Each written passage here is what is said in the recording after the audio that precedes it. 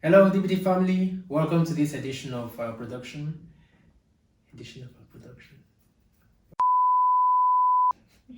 Hello, DBTiE family. Welcome to this video. In this video, we're going to be reviewing something that we produced earlier.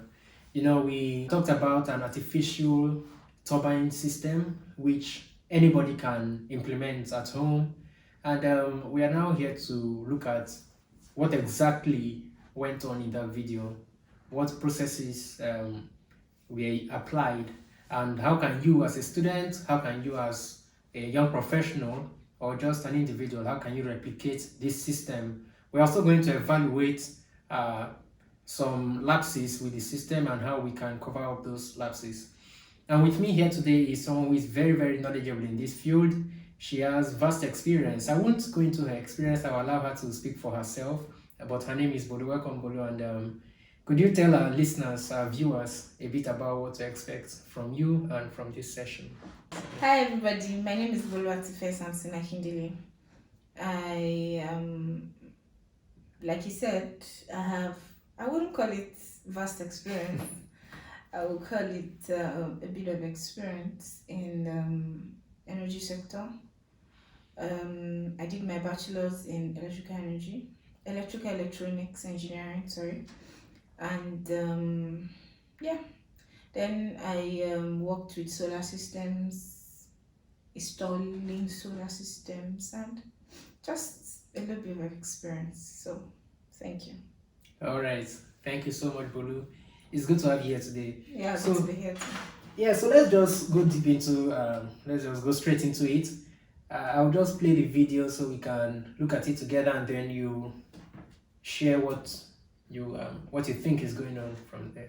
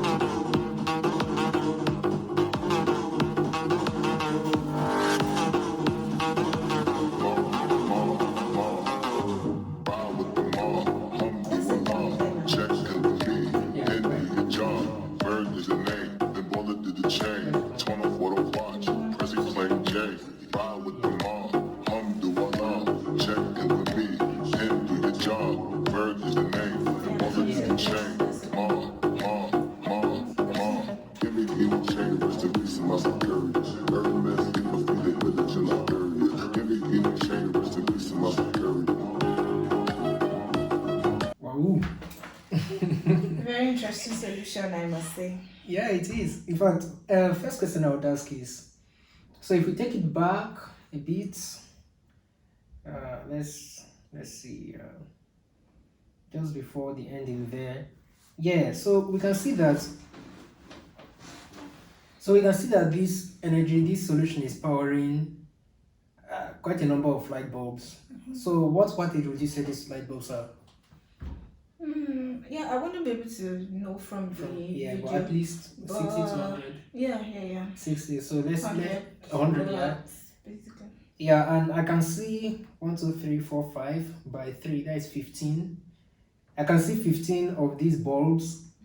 And then we also had the fan too, the electric fan. Yeah. And that electric fan has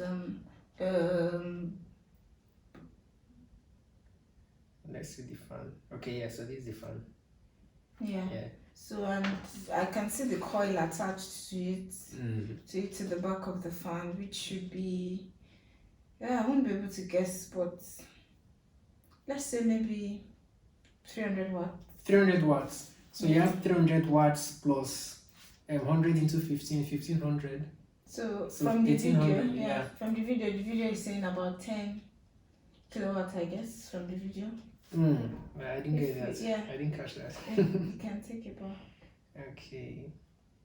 from the start. Yeah. Okay, so let's look at the stats. No, before Before this? Yeah, the post.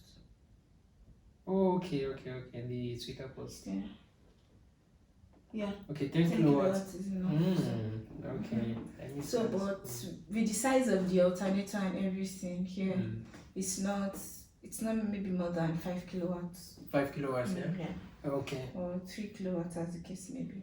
Oh, wonderful. So, it means that 3 kilowatts is enough, because let's imagine a student hostel, for instance. Like, what do you need? What are you actually doing, right? From my experience with solar systems installation, Yeah.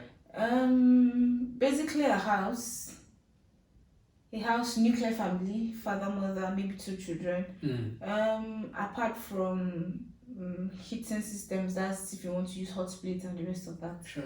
That's the one I can say, okay, maybe this will not be able to cater for. Okay. But 2.5 kilowatts is enough. 2.5 kVA, yeah. 2.5 kVA is enough. Okay. And then looking at this system, what are the points of failure? So, what are those places that might need recurrent expense, operational costs, right? OPEX for this system? Looking at the components, or should we first talk about the components before not talk about? I think we should do the components first. Okay. So, what components did you identify here, like to make the system work in case someone wants to replicate? Okay, first look at the gear system. Okay. That's the belts, the gears, how you transfer the motion from the turbine. That's the big metal parts. Yeah, transfer this, yes, to the generator, the alternator. That's the blue part here, as the case may be. So, and there's something we call like circuit box. Okay, that is this here. Yeah. Oh yeah. So it's connected straight to the alternator. And then you have breakers in the protection devices. Yes. Just to protect the system in case there is an overvoltage, under voltage. Basic protection systems. Yes, so that's it. And all these. Then on the casing. Yeah. Then the casing, the outer casing, and all of that. And let's not forget the pump. Okay, and the pump, yeah, the water. Yeah. So considering, let's see the gush from that pump. Let's see. So how powerful do you think this pump is? Like what was? I think it should be around 1,200 RPM. That's pump. Okay. I think. Yeah, it should be around that. Yeah, and to purchase a pump of this power, what do you think is the upfront cost? Because we're actually going to look at the upfront cost for all these things. Yeah, to get the system running. I wouldn't say. I'm not so familiar with the cost of that, but yes, maybe 30,000, 25, yeah, 25 to 30,000. I'm not so familiar with the cost, but I think that should be within the range. I think that is that's valid, because recently I tried to change my water pump at home. Yeah, the regular water pump. Yeah, should do. Yeah. And they were calling 25k, 30k, so within that range. Yeah. Okay, so I've gotten 25k to 30k for the pump. So let's now look at the alternator. How can someone obtain this, and what would the cost be? Okay, to get this alternator, it depends on what you want. You could import if you want, but we have locally produced ones. Yeah, I don't think a student wants to import. It depends. What if the student has opportunity to have grants and the rest of that, and the grants probably would want them to use. So you have locally produced ones. You could go to any electrical workshop, give them the specifications of what you want, and they will do this for you. So what specifications do you think were used for this one? Like I said, I wouldn't really know. Okay. But just estimates from what you can see. From what I can see, you should get an alternator, because it's just home appliances you want to use. So Just get an alternator that can deliver to 230 volts. 230 volts, yeah. Okay, yeah. Then, yeah. The maximum in Nigeria is 220 for most. 220 to 240 actually. To 240, yeah. Yes, so 230 is fine. It's fine, yeah. You can stay in the middle. Okay, good. Because even average discos don't supply up to that. So, True. so At least I know your TV will tell you I think 220 to 240. 240. That's the standard voltage rating for household appliances. So. Awesome. So get your alternator, something that can supply within at least 230, at most, or at least at least 230. 230. Then let's now look at the circuit breaker so let's look at all the electrical stuff before we now come to the mechanical components. So for the circuit box and the fuse and everything within, can you buy it as a component? Yes, you can. Okay. You can buy it as a component. You can assemble depending on what you want. Sure. And so you can go to an electric workshop, like I said, let them know what you want. This is the rating of the voltage that will be passing through, this is the current that will be passing through it. They'll give you what you want and you're good to go. Awesome.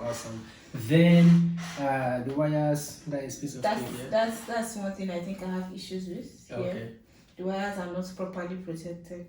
They are not properly insulated. Yeah. And any little moisture, but it's a prototype though. So of course, yeah. So this is one thing that we should take note of. So if you are trying to implement this solution, you need to properly insulate your wires. Yeah. Yeah. Awesome. Flexible pipes, not so expensive ones. You can do. Yeah. Okay. And then how about Teflon tapes? Teflon is a bit expensive, if you ask me. Okay. If you ask me, it's a bit expensive. But alright. Normal flexible piping will do. Will do, yeah? Yeah. So vis-a-vis Teflon, what's the price difference? So what's a lot? A lot. It's a lot. So we can use Teflon for other things. Yeah, but okay. It's for wire protection. Just flexible piping. Yeah. It's just moisture we are protecting it from. Nothing more. What if you tie it with that black Abro tape? It means you have to really do it a lot. Yeah. Yeah, we're trying to save costs. Yes. It will do though. Okay, good. But you have to insulate each separately before you now tape them together. Okay. Because in case there's a breach and all of that, that's your wire cutting due to overload and everything like that. So. Beautiful. So now let's look at the gears. I don't know, do you want to speak on those? So potential costs, I know this one, you can meet your local mechanic to get the belt, and in fact you can even, because I know a classmate of mine for his final year project, he did an oil rig with all the components, everything, rotating table, everything in place. So he got some welders to fabricate it for him. Yeah, so for this one, you can easily work with your local mechanic to get it done. Once they have the radius of the alternator, they can suggest what the size of the gears will be. Okay. So they will suggest. You can also calculate that. I'm not sure about the calculations. Okay. But you can also do that. Then they can tell you that, okay, this size will be fine. This size will be fine. Awesome. So good to go. Awesome. And then let's now talk about another part, which is likely improvements or improvement opportunities. So what changes would you want to make on this system? Okay, for the water, I think the water is coming from an underground reservoir. Okay. I think because of the pipe and the pump that I can see there. Okay. Okay. So I think it's from an underground reservoir or well, as it were. I'm not sure what is going on underneath that place, but I think it's like that. So if you're gonna be doing this, you need to sort of channel the water back to where the water is coming from. So, which is very simple. You could probably get raised platform. Okay. Then just put it like this artificial swimming pool that we have in the house, that people use in their houses, or just like artificial swimming pool, get platforms on it, put your system on top of that. So once the water is going down, you just get a pipe that will channel the water back to the underground pipe. So it's like a continuous system. So what's a smaller scale for this? Like because it's a lot of space demand on land. No, if you are to make a pool or something. No, the space can just be the size of the support. Okay, I understand. So that means we're talking about getting all these square tanks. No, not necessarily a square tank. You could do I don't know if you've seen if you've been to this water that children used to play. Water parks, bouncing castles where there's water. Yeah. Those are inflatable pools. Yes, inflatable pools. Okay. You could do something that small that would be the size of the platform of your platform. Yeah, so that's the size of the construction. Yes. Okay. You could do that size. It's not too expensive. You could buy tarpaulins for that. Okay. You could buy tarpaulins. Just put pool noodles. There's something we call pool noodles. Just put it around it and just connect pipe just to the just create a hole at the side. Then channel the pipe back. Good. That would do. So does this mean that the pump will be inside that thing? No, so this one pump is enough. You're just channeling the water back. You know this reservoir now is at the same level with this with your system, right? Sure. So you just channel the water back, just an opening on top of the reservoir. Just put the pipe back and the water goes back. Okay. Awesome. Except you want to use the water for irrigation purposes, then you can allow the water to flow out. Yeah. But you won't irrigate every time. So that's it. Awesome. And I think we've covered most of the concerns that could arise from this, because watching this, and I think I said as much in the video, the what to do with the water when you're done. So most of the concerns were around the water. Where do you get the water from? What do you do with it? How do you get it to the right power, right, to spin the turbine and everything? That's why the pump is there. Exactly. So is there any other thing here that we should consider? Is there another thing here? Yeah, another thing I'm looking at is protecting the water from the alternator side. Okay. So you could cover the top opening, the one that leads to the alternator. Okay. You could cover that side with, because we're looking at a student project, you could cover with nylons, thicker nylons. Tarpaulins could do, just cover it so that water doesn't get to the alternator, and it doesn't also get into your circuit box. So and then something. The water on this turbine, that turbine, we could actually replace that with Teflon. You could use Teflon to fabricate this. I think a lathe machine would do this. Okay. Should do this and be able to put it together. Because water on this metal part rust.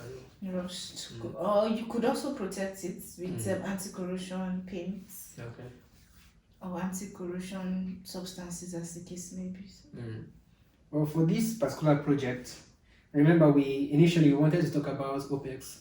So what are those replaceable parts, and what are the, for instance, in solar, you know that the battery at least every maybe 2-3 years you need to change it. So for this system, what are those components that you're changing? For me, I think the turbine parts, even if you protect it with anti-corrosion devices, paint and all of that, substances as the case may be, you need to do that regularly.